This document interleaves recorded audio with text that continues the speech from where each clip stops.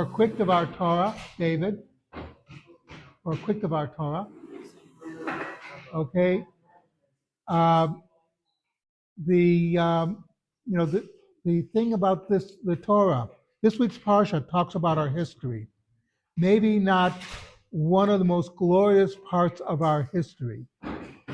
It talks about the delegation, the scouts who turned themselves into spies, gave the bad report. One of the most important things for people is they have to remember their history, the good times and the bad times, to remember who they are. Because if you forget your history, you won't have a future. Basically, that's a basic rule of thumb.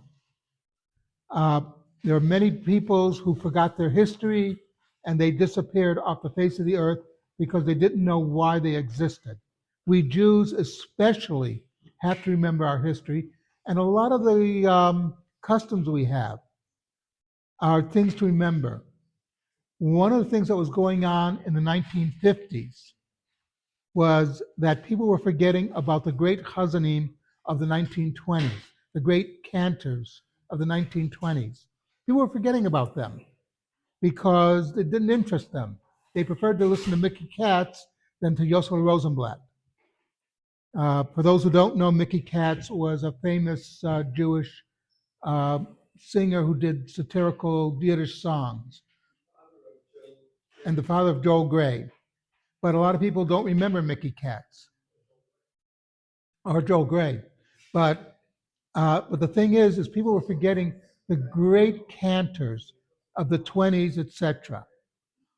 Also in the 50s, you had a lot of the Hasidim coming to the United States, and they had their own music that reflected their history. There was a fellow in Brooklyn who realized what the problem was.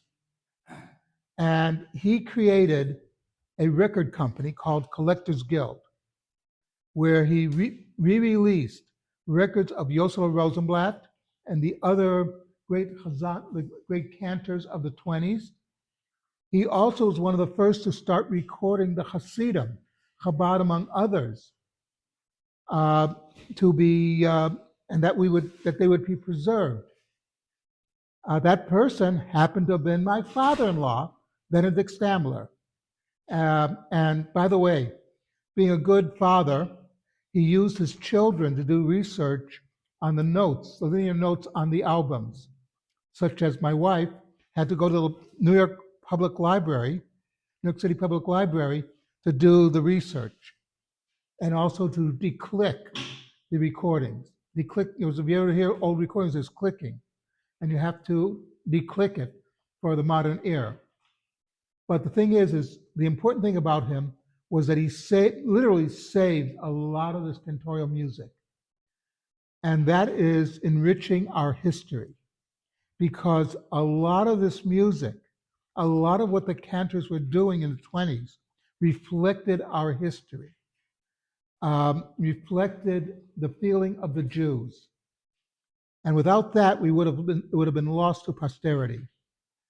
So it's an important day today for a lot of us, that it is his yahrzeit. So we're going to be honoring him. For those who want to know, his name was Baruch Zalman ben Yehuda Moshe Leib. Did I get it right? And the music can be found at Lincoln Center. No, Lincoln Center, there's a library there of music. And Florida Atlantic University, if you want to hear the Stambler collection, you go in, you put that in. So we're going to have a tikkun after this in his memory. But something to think about, Kaddish Rabbanim.